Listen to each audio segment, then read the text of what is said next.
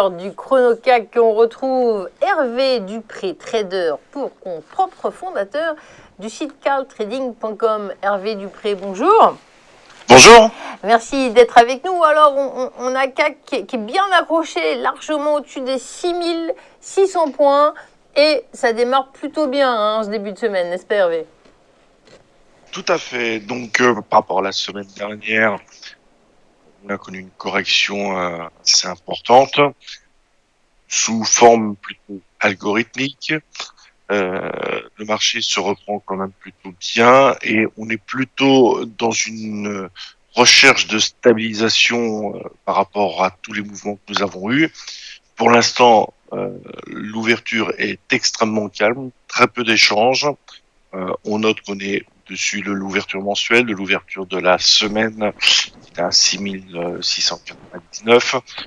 Graphiquement, on est dans le gap sous 6770, avec un point médian de bascule, pour moi, que je situe à 6736.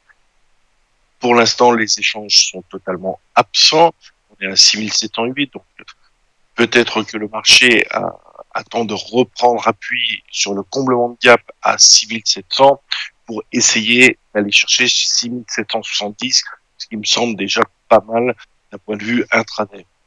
En dessous de 6657, 6660, comme vous le disiez, on repartirait dans une espèce, je ne vais pas dire d'inquiétude, mais de temporisation, à savoir que ce week-end, nous avons Jackson Hole, qui risque peut-être d'accoucher d'une souris, mais où d'importantes personnes se réunissent pour décider des politiques monétaires à venir. Ce qui s'est passé la semaine dernière, on l'a tous vu, le mot qui fait peur, le tapering, est sorti en compte rendu des minutes de la Fed. Tout de suite, le marché a réagi dans cette possible perspective d'un resserrement monétaire à venir un petit peu plus tôt que 2022, puisqu'on a entendu parler de fin d'année. Alors, tout de suite, ça a un petit peu bousculé le marché, sans forcément remettre en cause le trend de fond qui est très très haussier, mais toutefois en empêchant le CAC d'aller taper ses plus hauts historiques à 6944. Pour l'instant, malgré des chiffres ce matin positifs du côté de l'Allemagne, le marché est plutôt dans un équilibre, une neutralité totale en termes de trend. L'idée, c'est de préserver tout ce qui a été fait depuis le début de l'année, puisqu'il faut pas oublier d'où on vient, même par rapport à une -1, sans tout casser. Mais est-ce qu'on a aujourd'hui des éléments qui permettent d'aller chercher le plus haut historique qui est 6944 et de le dépasser allègrement? Je dirais que pas plus qu'il y a 2 mois, un mois et demi, où on était à 6630, où j'indiquais que la question n'était pas vraiment de savoir si nous allions à 7000 ou à 6000, c'était de savoir lequel nous allions faire en premier. Le marché a décidé d'abord de refaire un appui à 6250 et repartir tranquillement à l'assaut des plus hauts historiques, et s'est arrêté à quelques dizaines de points pour stabiliser toute cette hausse. Donc là, on n'a pas vraiment de sens à privilégier, si ce n'est des petits écarts intraday, avec de la patience, puisque je pense que le retour des gérants n'est encore pas acté, tout le monde est encore plus ou moins vacant, donc tout ça est plus ou moins algorithmé, avec des soubresauts extrêmement difficiles à capter. Toutefois, il faut garder en tête des points clés qui me semblent très importants. Les 6660, les 6700, pour aujourd'hui, doivent absolument faire support pour pouvoir envisager 6736, 6787, grand maximum. Il me semble, ce serait déjà bien suffisant. Et puis, d'un point de vue actualité économique, mis à part ce symposium pour ce week-end, nous n'avons pas grand-chose d'autre. Ce matin, c'était les chiffres allemand, le pays qui est ressorti positif par rapport au consensus.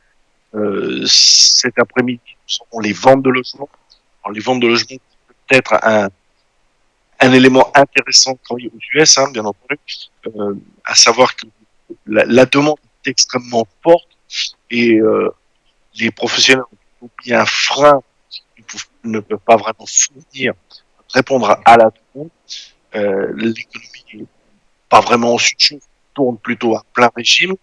Donc, malgré le contexte Covid, on le rappelle, tend à inciter à la prudence, il y a quand même une espèce de dichotomie sur le marché entre ce qu'on peut ressentir en tant que consommateur, nous, et ce que le marché price, parce que le marché ne price pas vraiment euh, une dégradation de la consommation de l'économie globale, mais plutôt une stabilisation dans l'idée où le monde s'accoutumerait de ce contexte Covid sans fermer les vannes de la consommation. Alors, il faut simplement attendre que de vrais gérants qui ont des gros volumes de transactions rentrent sur le marché pour le travailler. Là, mouvement, je dirais, épidermique, on peut pas vraiment prendre de grosses décisions, essayer de capter des petits mouvements intraday sont déjà bien suffisants et on avisera des points clés. Alors, à la baisse, il me semble important, extrêmement important de surveiller les 481, 493. Aucune chance qu'on y aille aujourd'hui. Et à la hausse, évidemment, notre target global reste 1944, ce qui ne sera pas fait aujourd'hui. Petite bougie, je dirais, au mieux 6770, 6787 et plus bas 6660. Je ne vois pas le marché décaler plus que ça aujourd'hui. Voilà.